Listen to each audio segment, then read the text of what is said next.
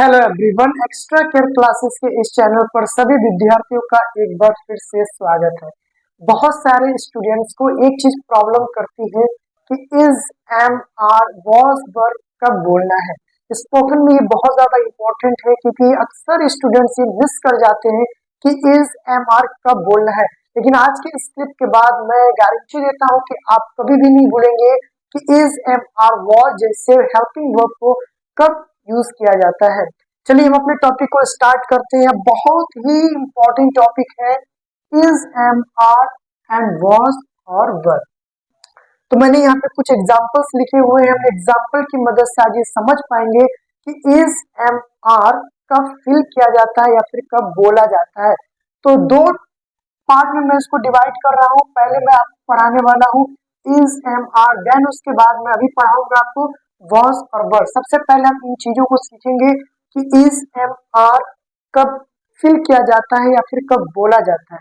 सबसे पहले हम बात करेंगे सिंगुलर एंड प्लूरल की। आप सभी लोगों ने मेरी एक वीडियो देखी होगी सिंगुलर एंड प्लूरल की, और उसमें आपने अच्छे से पढ़ा होगा कि सिंगुलर का मतलब होता है एक वचन, यानी कि जब कुछ एक होती है तो उसको सिंगुलर की कैटेगरी में काउंट करते हैं, और एक से ज्यादा जब होता है तो उसे हम लोग प्लूरल की कैटेगरी में काउंट करते हैं।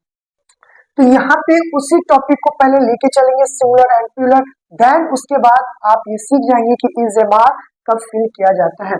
यहाँ पर हम कुछ वर्ड लिखेंगे सिंगुलर, कि सिंगुलर कुछ वर्ड्स होते हैं वो कौन कौन से होते हैं उसको देखेंगे। देन उसके बाद होते हैं कुछ वर्ड प्लूरल। ठीक है, सिंगुलर वर्ड में जो वर्ड्स होते हैं वो होते हैं ही, शी, इट या किसी का नाम। ये सारे के सारे वर्ड होते हैं सिंगुलर। और कुछ वर्ड होते हैं प्लूरल, यू, दे, बी या कोई प्लूरल वर्ड जिसके अंत में लास्ट में यस लिखा होता है, लेकिन ध्यान है कि वो वर्ड प्लूरल होना चाहिए। इस एम, आर का टॉपिक बहुत ज्यादा इंपॉर्टेंट है। हम सिंगुलर और प्लूरल से समझेंगे कि इज, एम, आर कब फिल किया जाता है, चाहे वो स्टूडेंट क्लास 3 का हो, 2 का हो, 8 का हो, सभी के लिए ये क्लिप बहुत ज्यादा इंपॉर्टेंट है। इसके बाद आप कभी नहीं भूलेंगे कि इज, एम, आर कब फिल किया जाता है। चलिए कुछ एग्जांपल्स, यहाँ पे मैंने 10 एग्जांपल्स को लिखे हैं। इस एग्जांपल को लेके चलेंगे कि इज, एम, आर कब फिल किया जाता है। कुछ वर्ड होते हैं सिंगुलर, ही, शी, इट या किसी का नाम। अगर कोई भी सेंटेंस ही, शी, इट या किसी के नाम से स्टार्ट होता है तो आपको याद रखना है कि ये सारे वर्ड सिंगुलर होते हैं, और सिंगुलर के लिए हम फिल करते हैं इज। सिंगुलर वर्ड के लिए हम लोग यूज करेंगे इज। देन हम नेक्स्ट देखते हैं प्लूरल वर्ड्स को, यू, दे, बी या कोई प्लूरल वर्ड है। अगर कोई प्लूरल वर्ड से कोई सेंटेंस स्टार्ट होता है तो उसके लिए हम लगा देंगे यहाँ पे आर। तो ये दो चीजें समझ में आ गई कि सिंगुलर के लिए इज लगाना होता है और प्लूरल के लिए आर लगाना होता है। तो सर फिर ये एम कब लगता है? एम भी लगाया जाता है, लेकिन एम कभी कभी ये सिंगुलर की कैटेगरी में होता है, कभी कभी ये प्लूरल की कैटेगरी में होता है। इसीलिए इस वर्ड को हम लोग बोलते हैं हार्ट ऑफ द लेयर। ये हार्ट होती है दोनों लेयर में, कभी कभी देखने को मिलेगी। फिलहाल वो टॉपिक थोड़ा सा लॉन्ग है, उसको बाद में डिस्कस करेंगे। फिलहाल अभी ये सीखना है कि इज, एम, आर कब भरना है। तो इज भरेंगे सिंगुलर वर्ड के साथ, आर भरेंगे प्लूरल वर्ड के साथ, और अगर हमको एम भरना है तो आई से स्टार्ट होने वाले सेंटेंस के अंदर हम लोग भरते हैं एम। तो इस भरते हैं सिंगुलर के साथ, आर भरते हैं प्लूरल के साथ, और आई से स्टार्ट होने वाले सेंटेंस में हम फिल करते हैं एम। एग्जाम्पल की मदद से हम लोग बहुत अच्छे से समझ पाएंगे। एक एक करके सारे एग्जाम्पल को हम लोग यहाँ पे देखेंगे। सबसे पहला सेंटेंस है यू माई फेवरेट स्टूडेंट। आपको कुछ नहीं देखना है, आपको सेंटेंस के अंदर ये देखना है कि सब्जेक्ट क्या है। आई होप कि आपने सब्जेक्ट, वर्ब, ऑब्जेक्ट वाली क्लिप देखी होगी और आप समझ जाएंगे कि सेंटेंस के अंदर सब्जेक्ट क्या होता है, वर्ब क्या होता है, ऑब्जेक्ट क्या होता है। अगर किसी ने उस क्लिप को नहीं देखा है तो डिस्क्रिप्शन बॉक्स में उस वीडियो की लिंक डाल दी गई है, आप जाए और सब्जेक्ट, वर्ब, ऑब्जेक्ट वाली क्लिप को जल्दी से देखें, ताकि सेंटेंस के अंदर आपको समझ में आता रहे कि सेंटेंस के अंदर सब्जेक्ट क्या है। तो हम क्या करेंगे, सेंटेंस के अंदर पहले देखेंगे सब्जेक्ट क्या है, यू। अगर कोई सेंटेंस यू से स्टार्ट होता है, यानी कि सेंटेंस जो होता है वो यू होता है, तो आप क्या फिल करेंगे, आर। तो यहाँ पे फिल हो जाएगा आर। अब ये बन गया you are my favourite student. तुम मेरे पसंदीदा विद्यार्थी हो। आई होप, मैं जानता हूं कि आप सभी मेरे फेवरेट स्टूडेंट। नेक्स्ट हमारे पास सेंटेंस है ही गोइंग टू द जू। जू मीन्स चिड़ियाघर। ही गोइंग टू द जू।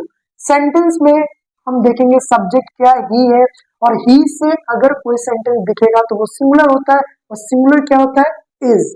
तो जहां पर आप ये देखेंगे कि सिंगुलर वर्ड है तो वहां पे फिल करेंगे इज।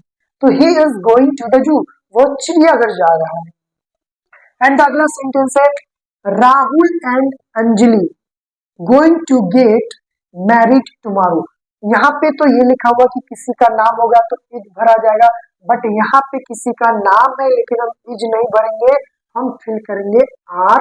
और ये कैसे हुआ, यहाँ पे तो नाम है तो कोई सेंटेंस नाम से स्टार्ट होगा तो वहां पे तो इज भरना है, लेकिन वो चीज सिंगुलर होनी चाहिए। मैं ये चीज बता चुका हूँ कि अगर कोई चीज एक होता है तो वो सिंगुलर होता है, एक से ज्यादा जैसे ही होंगे वो प्लूरल की कैटेगरी में चला जाएगा। तो यहाँ पर दो नाम है राहुल एंड अंजलि। अब यहाँ पे दो नाम हो गए तो ये सिंगुलर नहीं रहा, ये बन गया प्लूरल। तो प्लूरल वर्ड हमको दिखाई देगा तो हम फिल करेंगे यहाँ पे आर। तो Rahul and Anjali are going to get married tomorrow. Rahul और अंजलि कल शादी करने के लिए जा रहे हैं। नेक्स्ट अगला सेंटेंस है इट ए पेंसिल बॉक्स, या फिर बॉक्स इट ए बॉक्स। यह एक बॉक्स है, तो इट से स्टार्ट होने वाले सेंटेंस के अंदर हम फिल करते हैं is. It is a box, यह एक बॉक्स है, संदूक है। ठीक है, अगला सेंटेंस है we planning a vacation to Goa. अब यहाँ पर देखेंगे कि ये जो है वो सिंगुलर की कैटेगरी में आ रहा है कि प्लूरल की कैटेगरी में। तो वी जो है वो प्लूरल की कैटेगरी में आ रहा है, इसलिए हम क्या फिल करेंगे आर। तो यहाँ पे हो जाएगा are. We are planning a vacation to Goa, हम गोवा में छुट्टी मनाने की योजना बना रहे हैं। तो यहाँ पर वी एक प्लूरल वर्ड है, इसलिए यहाँ पे फिल किया गया are. Where you live, where you live. अब इस सेंटेंस में सबसे समझने वाली बात यह है कि एक इंटेरोगेटिव सेंटेंस है, और इंटेरोगेटिव में सब्जेक्ट आगे नहीं होता है। इंटेरोगेटिव में वाई की फैमिलीज आगे होती है। ये चीज याद रखना कि ये हमारा सब्जेक्ट नहीं है, सब्जेक्ट है यू।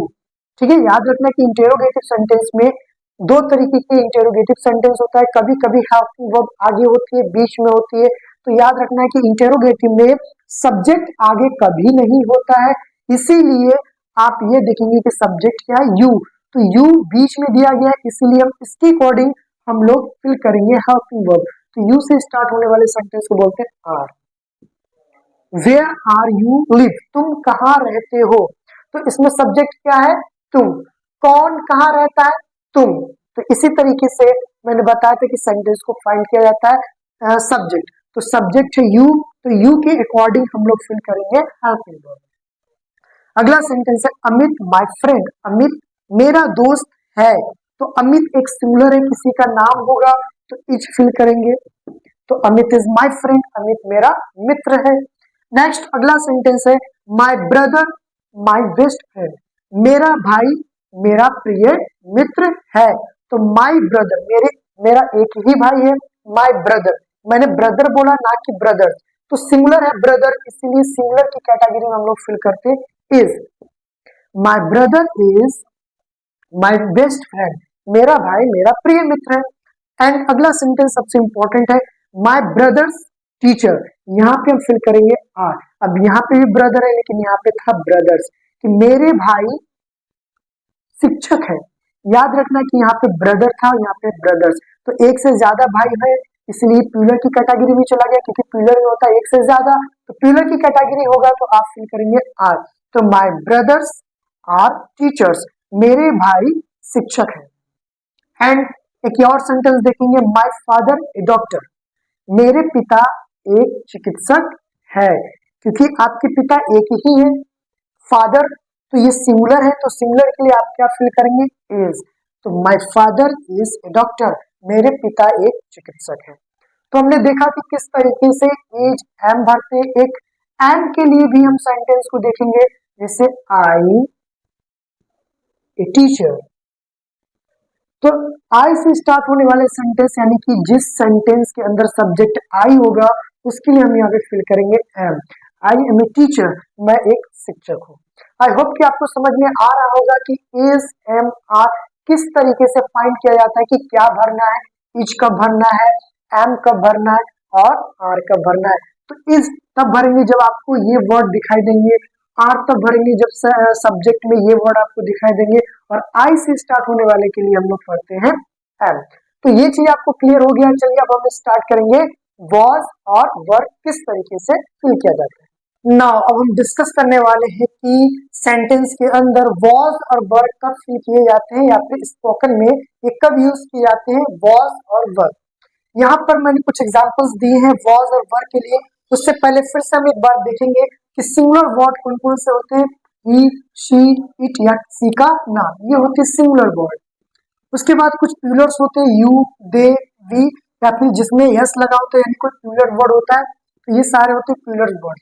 जिस तरीके से इज हमने देखा था कि सिंगुलर वर्ड के साथ आ रहा था, आर देखा था प्लूरल वर्ड के साथ आ रहा था, और आई के साथ एम आ रहा था, उसी तरीके से अब हम देखेंगे वॉज और वर्क के लिए कि जितने भी सिंगुलर वर्ड होंगे यानी कि जो सब्जेक्ट सिंगुलर होगा उनके लिए हम यूज करेंगे वॉज, और जो सब्जेक्ट प्लूरल होगा उनके लिए हम लोग यूज करेंगे वर्क। अब बचा आई, आई के लिए हमें क्या यूज करना है, तो मैंने बताया था कि आई जो होता है वो हार्ट ऑफ द लेयर होता है। ये कभी सिंगुलर की कैटेगरी में देखने को मिलेगा और कभी प्लूरल की कैटेगरी में, लेकिन इस बार आई जो होगा वो सिंगुलर की कैटेगरी में चला जाएगा, यानी आई के साथ हम यूज करेंगे वॉज।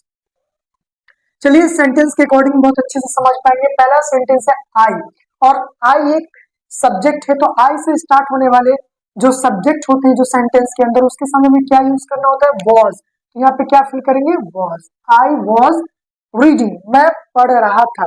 क्या मैं अगर यहाँ पे इस लगा देता तो क्या ये सेंटेंस गलत हो जाता? नहीं, ये सेंटेंस फिर भी ठीक होता अगर इस सेंटेंस को मैं ऐसे लिख देता आई एम रीडिंग, ठीक है।